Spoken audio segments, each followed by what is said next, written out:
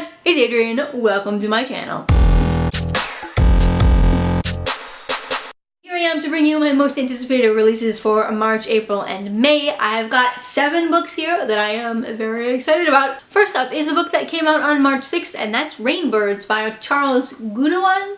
I don't know. I butcher authors' names in these videos. In case you did not know, now you do. This book takes place in small town Japan, and it follows a boy named Ren who is almost finished with graduate school. One day he finds out that his sister Kiko, I'm terrible with names, she has been brutally murdered and stabbed to death. So he moves to the small town she lives in order to wrap up all of her affairs, and while he's there he ends up taking up her teaching job, and he kind of gets invested in the life that his sister has had, and so he's trying to figure out what exactly happened. Why did she move to this small town Japan, and why was she murdered? This book seems a lot like a lot of books that I've read similar to this. The one thing that I am interested in with this book is that it takes place in small town Japan. I don't think that I've read a book that takes place in Japan or small town Japan. I've read a book that takes place in China, but not Japan. So I'm really interested to see how this goes as far as culture. The plot is a little interesting. It seems a little cliche to me, but maybe it's not. I don't know. I haven't read the book, but I'm interested in it mostly because of its setting. Next up, a book that also came out in March 6th is probably the one that I'm most excited about. Is written by Luis Alberto Urrea, I don't know, again, author names.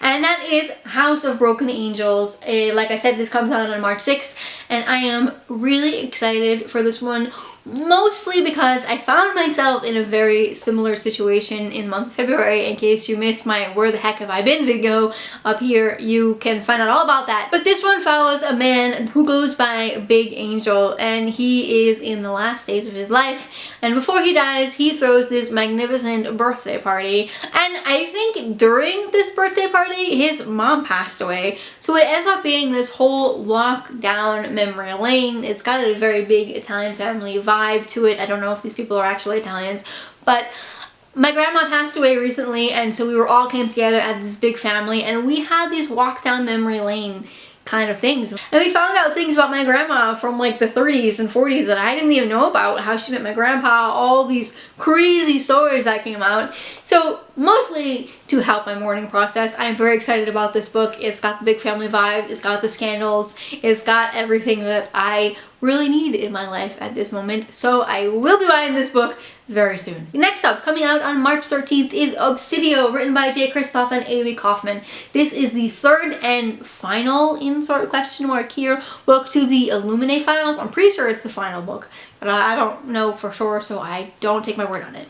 Anyway, I've read Illuminae and I absolutely loved it. I've got Gemina. It's up on my reading list for the near future, and I really am excited for this third book. I've heard nothing great things about Gemina, and I've heard from people that had arcs of this book. I'm totally jealous that it was a fantastic conclusion, so I'm interested in reading it. For those of you who don't know, Illuminae is a trilogy that is told through like a dossier where you have all these surveillance footages and chats, and it's interesting. I love it. I'm sure you know what Illuminae is. Everybody knows what Illuminae is by now, and if not, where have you been? Another book that I am really excited about, probably my second most anticipated release, is I Was Anastasia, written by Ariel Lohan. Guys, I'm gonna stop now.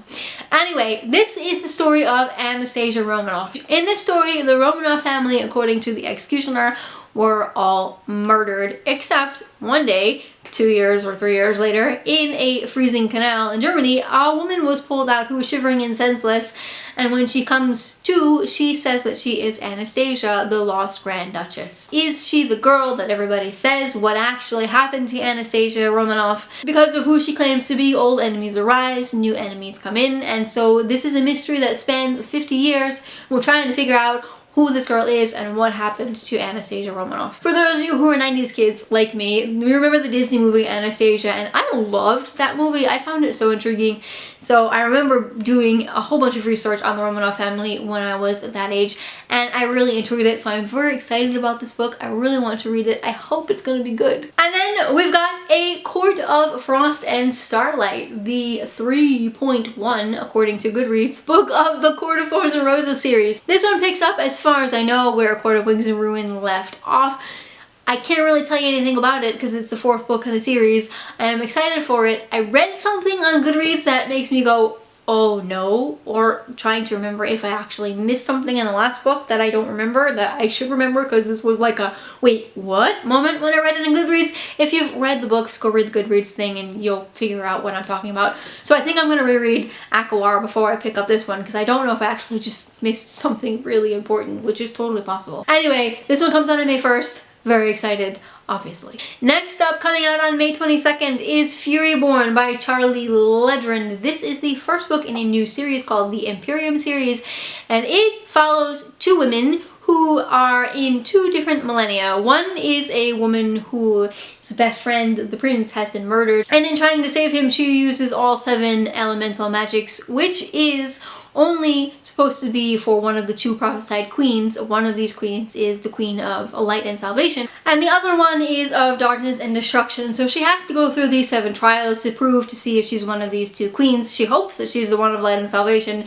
and then we skip 1,000 years ahead and we follow another girl who knows of this previous queen from the previous millennium, and it's sort of like a passed down mythological, vaguely familiar, is it really true kind of story.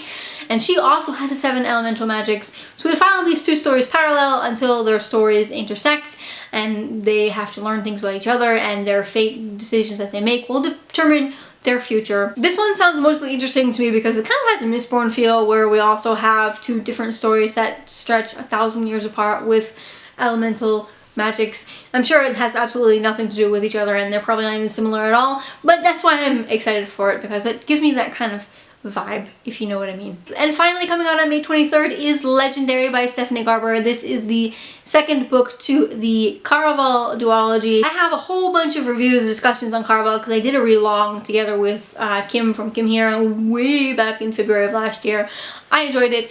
It was an okay book. I gave it 4 stars when I read it. As I kind of sank in, I didn't like it quite as much because it's compared with The Night Circus, which I think wasn't really fair for it, because The Night Circus is absolutely phenomenal. So in comparison, it didn't really do well, and I had some issues with it that I talked about in that review. If you want to know more about it, you can go check out the reviews. But Caraval is sort of like this carnival slash circus where you have to go through and play in, and it's kind of evil, and it's good. I enjoyed it, and therefore I am excited for the second book. Hopefully the second book solves some of the problems that I had with the first book, which is the biggest reason why I actually want to read it. Alright, those are all the books that I am excited for in the next 3 months. Let me know down below, what is the book that you are most excited about in the coming season, because I've got some books to buy.